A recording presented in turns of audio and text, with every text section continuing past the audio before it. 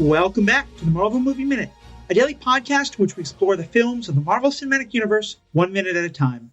In this, our 4th season, we're looking at Kenneth Branagh's 2011 film, Thor.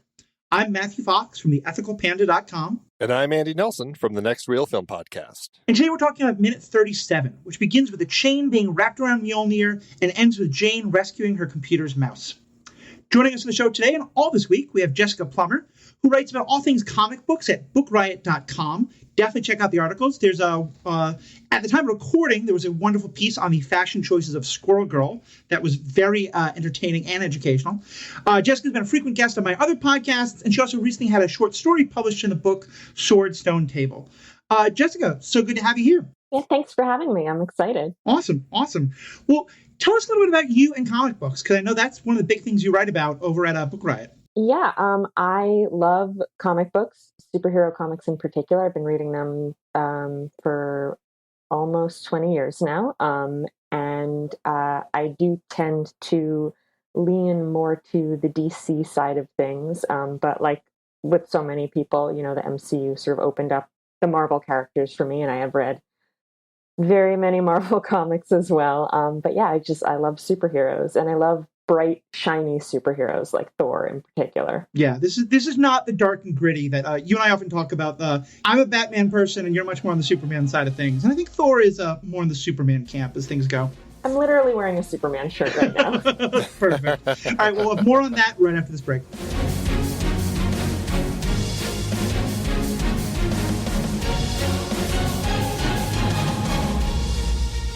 Are you interested in chatting with some like-minded Marvel fans over on Facebook? Well, join our Facebook group, the Marvel Movie Minute Podcast Executive Lounge. That's right, it is a lounge. Very loungy over there. We're also on Instagram and Twitter. Just go to truestory.fm/Marvel Movie Minute and click on the link for the social of your choice.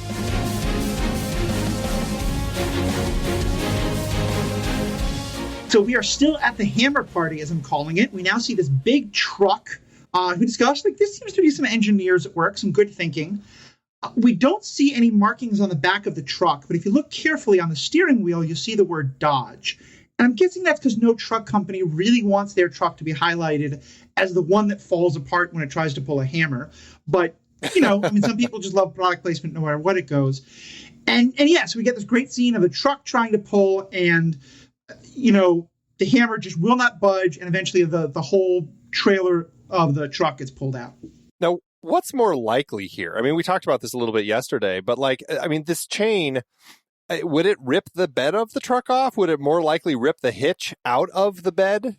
Or would it just snap? I don't know. I'm so curious about the real science behind this. It just, the fact that the whole bed of the truck rips off seems like the truck was just made poorly. I mean, I just don't know if that would actually happen. Or the chain was made really well. Yeah. Right. I think this might be a time where we're sacrificing just a tad of reality to comic effect. Because, as someone who worked in car maintenance for a year or so, I saw a lot of cases where people tried to tow too much and the hitch had just snapped right off. In a couple of cases, the chain broke and it smashed. Happily, never hit somebody, but could snap back and do damage to the truck. I never saw the whole truck bed get yanked up, but it's Asgardian physics, so who knows? Well, so speaking to that, here's a question for you, because we talked a little bit yesterday about what if they just took pickaxes and picked, kind of chipped away at the rock. Obviously, Mjølnir would still be attached to the rock, and obviously it's heavy, so it would kind of fall to the ground. But would they be able to pull it? Because I think it kind of goes to that conversation that they have in a later movie. If they set Mjølnir down in an elevator, the elevator it still is able to move, right? So would a chain be able to pull a rock with Mjølnir attached? Would they be able to dig that deep? I wonder if Mjølnir creates a connection to the earth where you actually can't dig out the earth that's beneath it. I can see that. That's interesting. I'm not up to date on my Arthurian legends, but I don't think there's anything in the Sword and Stone about people taking pickaxes to the stone itself. So I don't know if we have any mythological basis for this question, but it's an interesting one for sure. And so, of course, then we see the who is driving the truck with a great line of "Did it work?" And this is our Stan Lee cameo. That at this point, I think it had become pretty established, even before the MCU and the Spider-Man movies, the Blade movies, and stuff like that. If you're doing a Marvel movie, we're going to get Stan Lee somewhere in it. And Jessica, what was it like for you? I know you've talked before on my podcast about how your feelings on Stan Lee. Well, it's funny because, this movie came out a decade ago and I really was not very well versed in Marvel then. But I remember going to see this movie with one of my best friends who has been a Marvel fan her whole life. And so I was that person sitting in the theaters getting elbowed by my friend going, "That's Stan Lee, that's Stan Lee." And now I have become that person. Okay. So it's like very circle of life.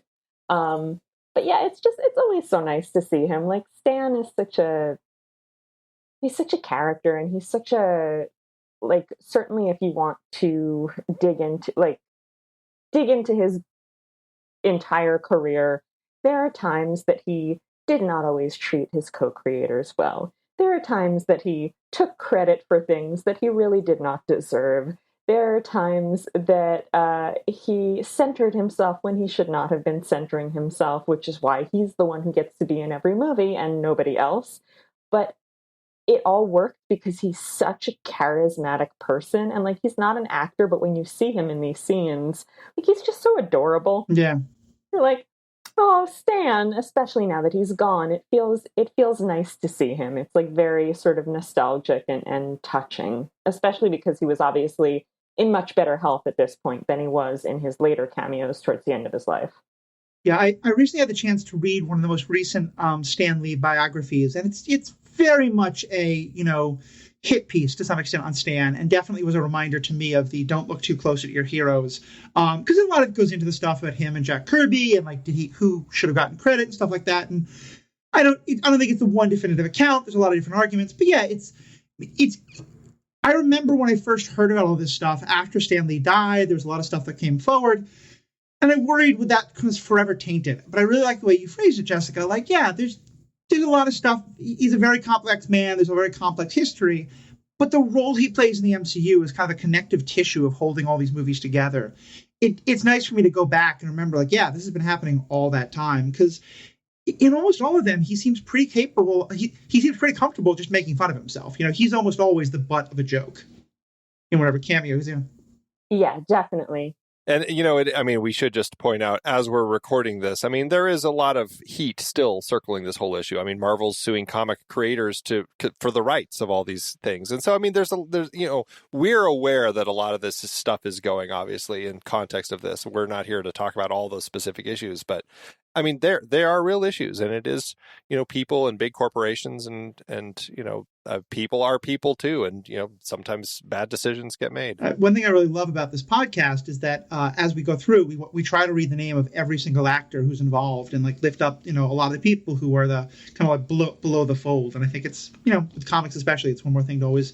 Stan Lee was a very big part of Marvel, but there was a lot of other great people involved as well. Yeah, absolutely. I just want to point out, so I know we've kind of disproved now with What If on TV that Stan Lee is actually Uatu, Earth's designated watcher, which they kind of alluded to in Guardians of the Galaxy Volume 2.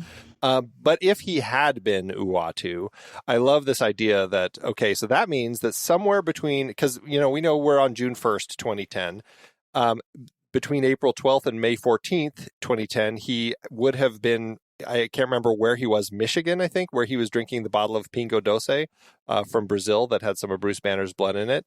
And then somewhere in that window also, May 7th, he's at the Stark Expo where he's mistaken for Larry King. And now, June 1st, he's down here in New Mexico. So he's all over the place. Man's got some serious freaking flyer miles. Or that truck is better than we thought it was. Yeah. Well, it turns up again. So yeah, it could possible.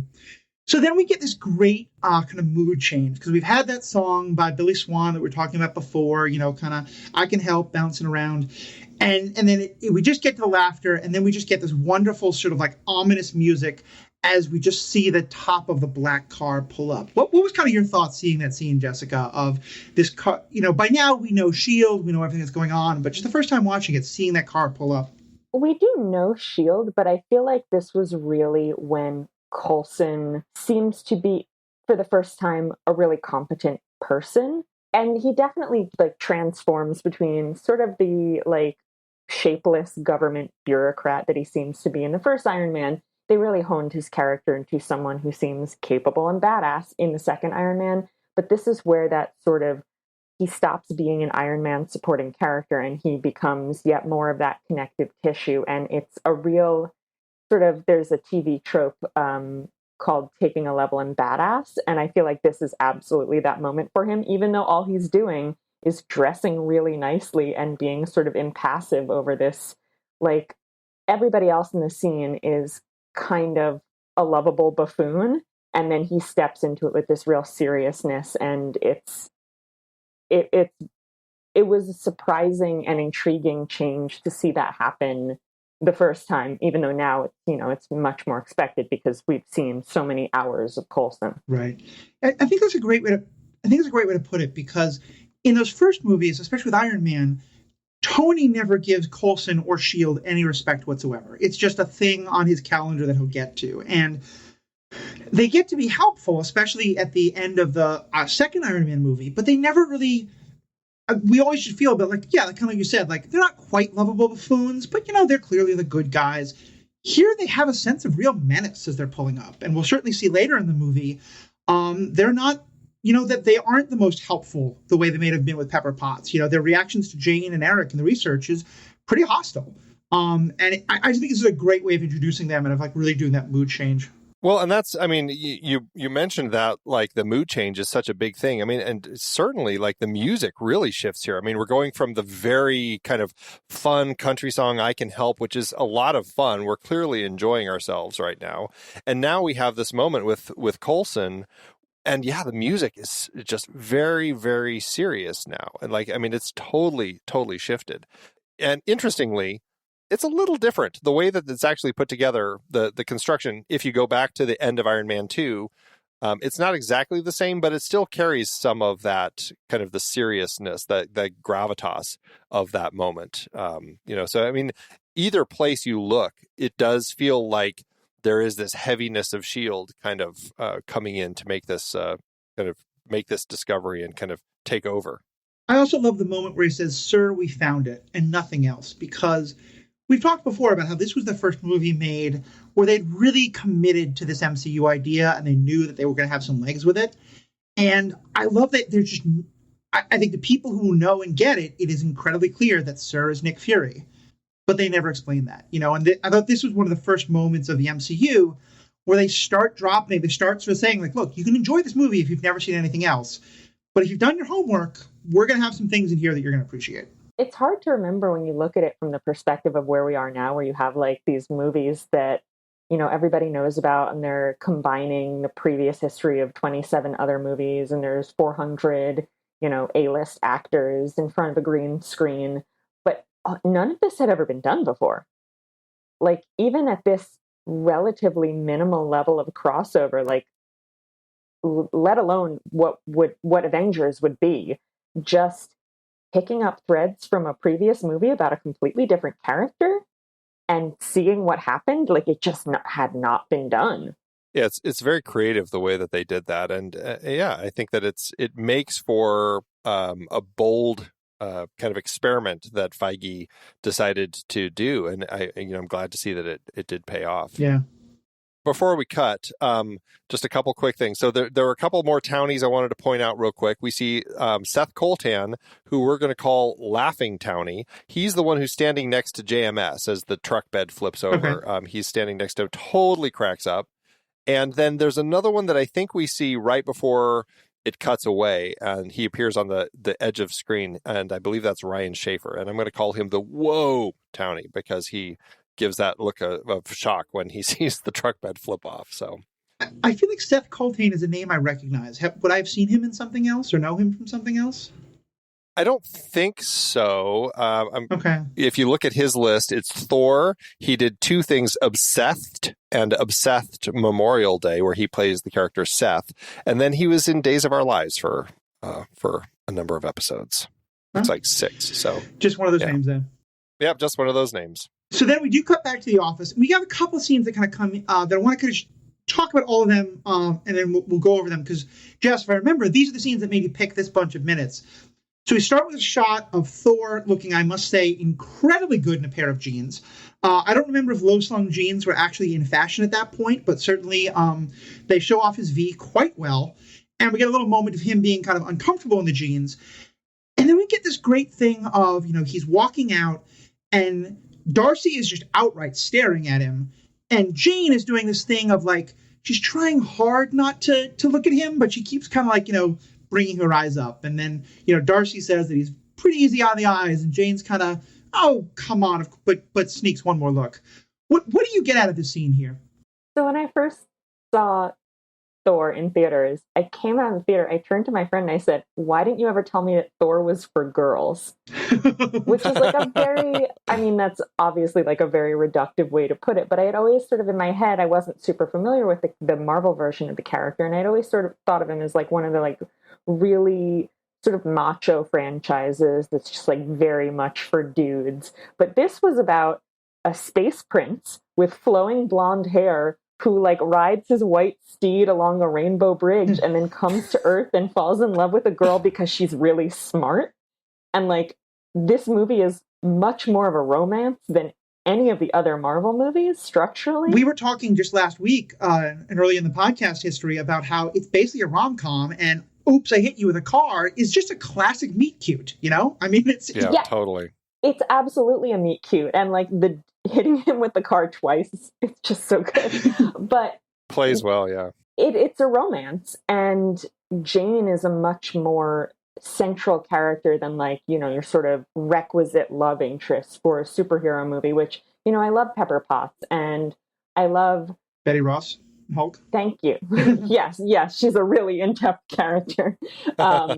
Or Peggy Carter. Like I love there's so many great love interests, but they are love interests, whereas Jane is much more of a co-protagonist in this movie, which is all sort of a macro way of saying that I feel like this moment, it's kind of become requisite now, and it was not then because this was so early, to have the male hero shirtless. Like that is sort of just what you do when you do a Marvel movie. And it's because you didn't really have that with Iron Man. Like when Tony is shirtless, it's for plot reasons because his chest is being operated on, and it's kind of gross because there's a big hole in it. Whereas with Thor and with the first Captain America, you have these very specific scenes of here's the hero, he is shirtless, he is beautiful, and this woman is looking at him with obvious desire. Like he is the visual object of her desire.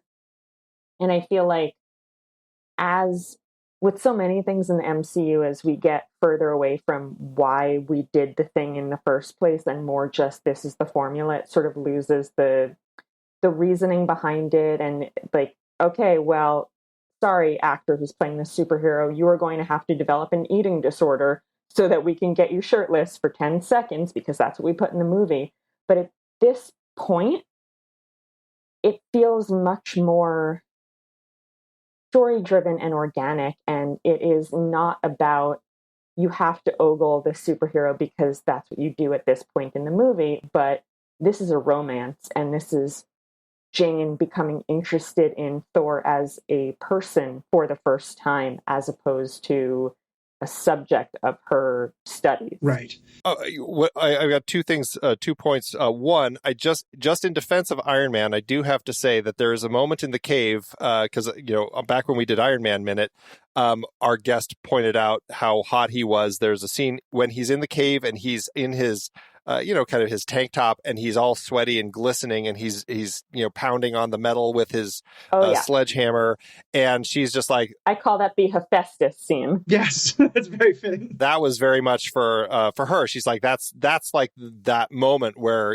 Marvel started giving us all these hot guys, and so which was nice to be aware of. And the other point I have to make is the funniest time that your point really came to play for me is when all of a sudden Paul Rudd, of all people, was also like, Paul Rudd, why is he now shirtless and like showing off his muscles and everything? Like, this is Paul Rudd. So yeah, it's funny how they really have kind of turned it into a thing where it is kind of an element of these stories that is kind of an important thing to include. Well, and just talk to us more about the fact that, as you said, it's not just that he's shirtless, it's that we're kind of seeing him shirtless through both Jane and Darcy's eyes, although clearly primarily Jane's eyes. What what's kind of going on there in terms of movies and how this is so different than what we normally see? I mean, there's a very, well-known concept in film theory, the male gaze, and it's the idea that female bodies, when they are presented on screen, are presented to be observed by an assumed male audience, and we don't see the reverse very much, if at all, with male bodies on screen. And of course, the idea that a body could be neither or both of those things is not even considered in most film. You do not have to be female to find Chris Hemsworth with just a pair of jeans a very good-looking sight. But yes, absolutely, the overall thought is definitely true. So go on. Right. Yeah. The whole idea, of course, is extremely heteronormative and cisnormative. But because the because the male gaze is so omnipresent, it's very hard to unpack what the female gaze might be. Because even if we're considering the scene as, okay, fine, and this is the female gaze because it is a woman looking at a man on screen, the director is still male. So there is still very much a male gaze happening. Like, how do we decouple male assumptions of what women want from what women are actually looking at? I think Paul Rudd is a great example because Paul Rudd has been a heartthrob for, 7 centuries that he looks exactly the same. Yeah. Pretty much. Like, I have considered Paul Rudd dreamy since I saw him in Clueless as a kid, and he didn't have to take his shirt off for that because that's not what the appeal of Paul Rudd ever was, and it didn't need to be. And in comics specifically, you'll often see when people point out that women in comics wear really skimpy costumes and are drawn like with ridiculous, unrealistic proportions, and they're always wearing high heels and like, why are they always positioned as sex objects first and heroes second? You'll see sometimes, often it's straight cis men will make the argument that, oh, well, men are objectified too because Superman's really buff. Thor is really buff. Like, look at all their muscles. But that's not really, that's a male power fantasy. Like that, I don't look at a picture of Batman being really ripped and I go, wow, desirable. I'm like, you drew him to look like he can bench press a car so that you could feel strong. Mm-hmm. So I think it's really crucial that in this scene, we have these women looking at Thor. It's not just that Thor is shirtless. It's that he is actively being gazed upon by women, and we see their reaction to him, and we see that there is a variety of reactions to him. Like, it's desire across the board, but Darcy expresses it very openly, which I love that about her. And Jane is much more like trying to be polite. Yeah, it really struck me how different those two reactions are. That there's just that wonderful shot that I feel says so much of her trying to act like she's looking at her notes, but she kind of, casts her eyes up and then quickly down. And Darcy's like, he's a good looking man.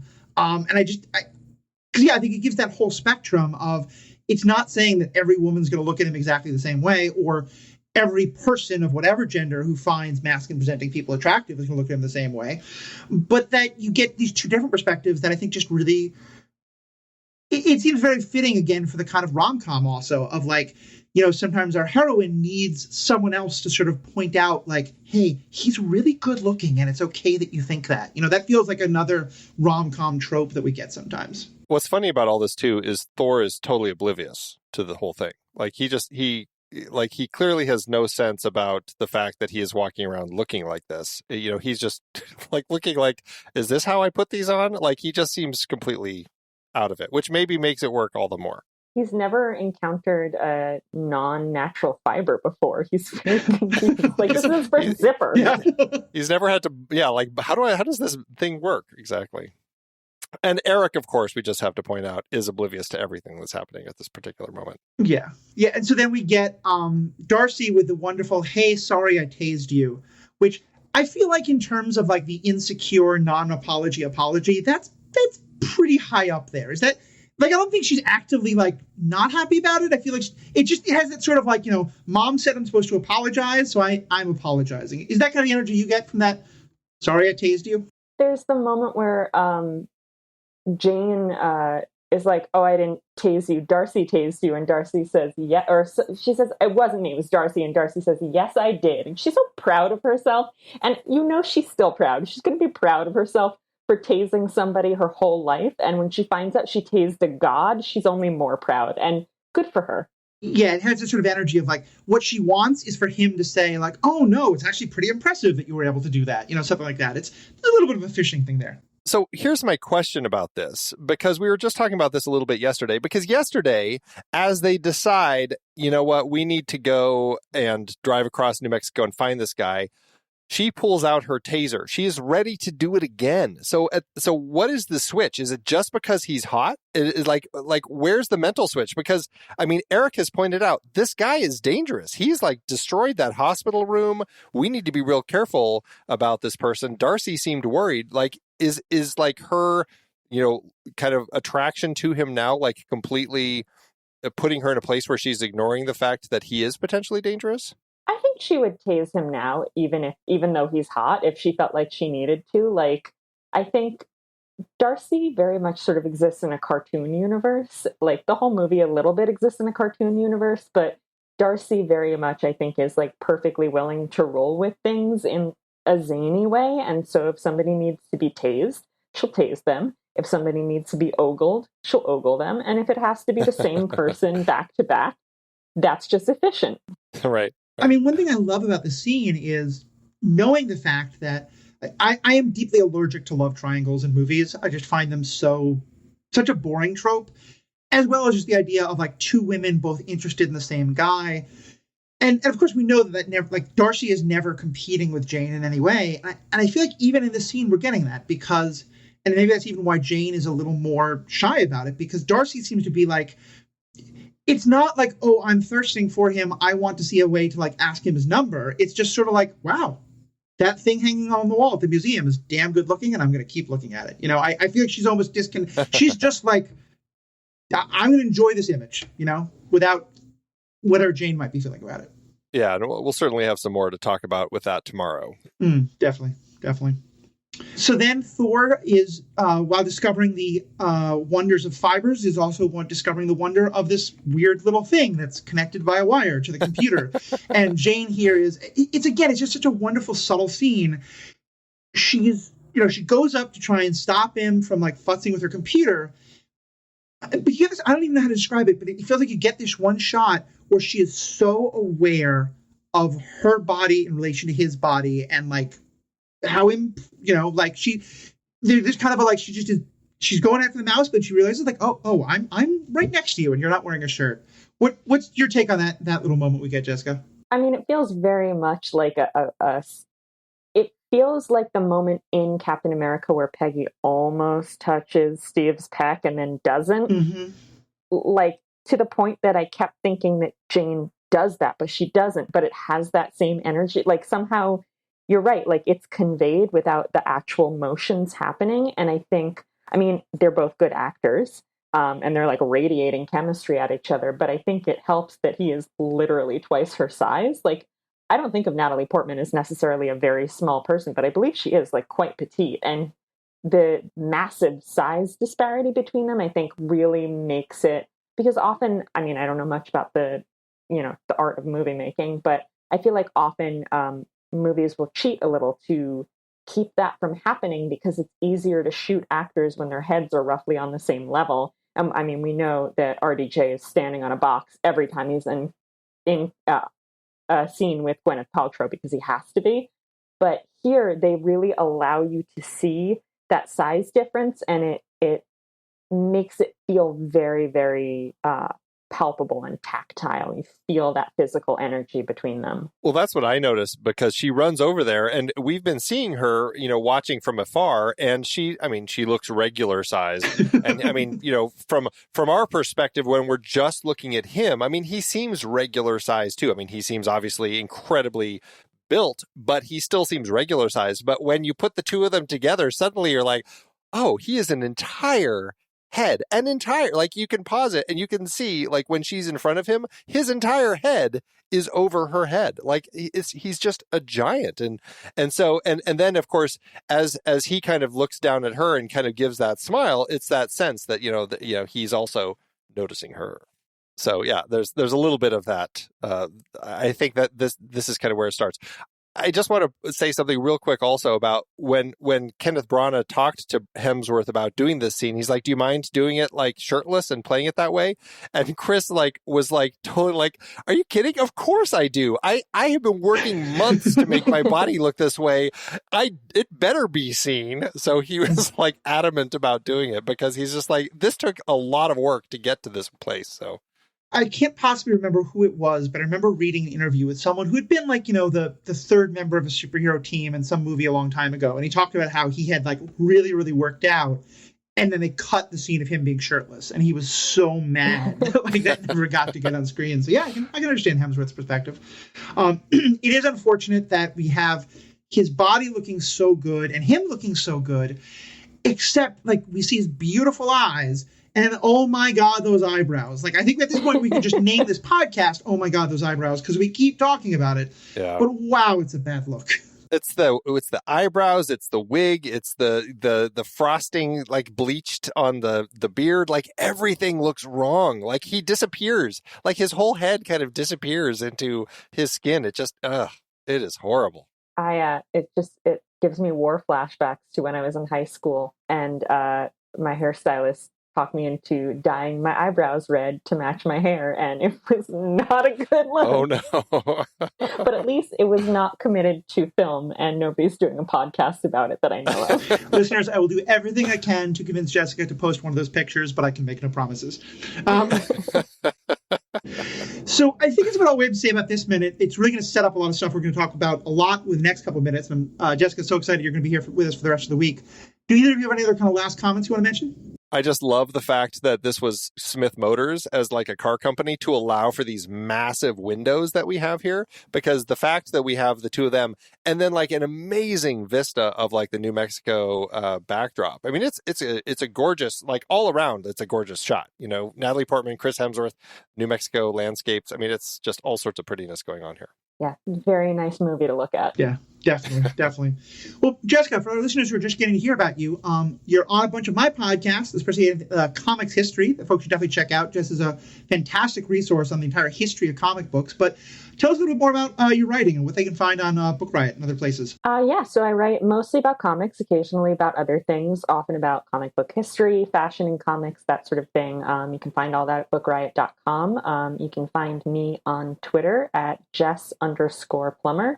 And as you so kindly mentioned, I have my first published fiction in an Arthurian anthology that came out this summer called Sword Stone Table. Yeah, it is a great story. The book Very itself cool. is fantastic, but the story is really one of my favorites in the book. So definitely check that out. So I'm super excited for the week to come. Jessica, thank you so much for being a part of this. Andy, thank you as always. And to all of our listeners, send us feedback. Let us know what you think. And most importantly, have a great day. Till next time, true believers.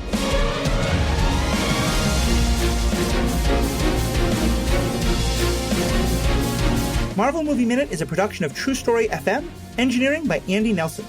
This season's music is One Last Ride by Martin Puringer. Find the show at truestory.fm, and if your podcast app allows ratings and reviews, consider doing that for this show.